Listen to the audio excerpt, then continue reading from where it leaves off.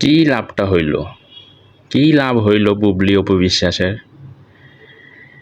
আপনারা সবাই শুনছেন সাকিব খান তৃতীয় বিয়ে করতে যাচ্ছে। তো এই বুবলি আর অপু বিশ্বাস এই কয়টা দিন যা করলো, মানে সাংবাদিক পাইলেই হইছে সাকিব খানের গল্প নিয়ে বসে যায়।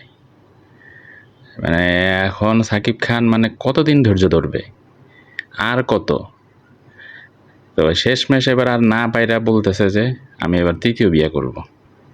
তো কি হইল? এই যে কয়দিন আগে বুবলি তার ৩-৪টা মুভি এবার ঈদুল ফিতরে মুক্তি পাইছে। তো এই মুভিগুলার প্রচারণার জন্য সে সাকিব খানের কাহিনী নিয়ে বসছে। ঈদুল ফিতরের আগে সে সাকিব খানের গল্পের ডালি নিয়ে বসছে। সাংবাদিকদের ডাইকা, আয় আয় সাংবাদিক, আমি সাকিব খানের গল্প করব। মানে এরা মানে কত নিচু মানের হতে পারে যে এরা সমালোচনায় থাকার জন্য এরা সাকিব খানের ব্যবহার করে। তো যাই হোক, এরা হয়তো এখন বুঝতে পারবে, এরা নিজেদের শুধরাবে। সাকিব খান এদের সাথে আসলে বসা উচিত, এদের সাথে বইসা যে ঠিক করা উচিত যে ভাই তোরা আর আমার নিয়ে কথা বলিস না মিডিয়ার সামনে, আমি আমার সন্তানদের ভরণ পোষণ দেব, কোনো সমস্যা নাই, কিন্তু তোরা আল্লাহর হস্তে মিডিয়ার সামনে আর কোনো কথা বলিস না।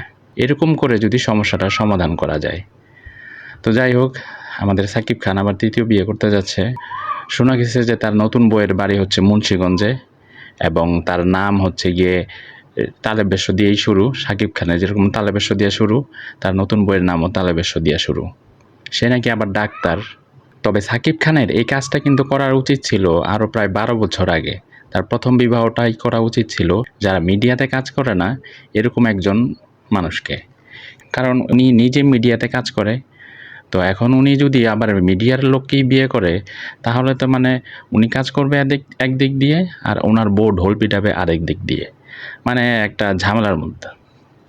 তো যাই হোক, এতদিন পরে উনি বুদ্ধি উদয় হয়েছে, উনি এখন আবার পারিবারিক সিদ্ধান্তে বিয়ে করতে যাচ্ছে। দেখা যাক এবার কি হয়।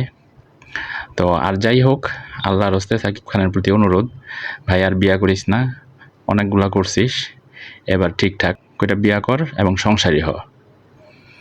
তো ধন্যবাদ সবাইকে।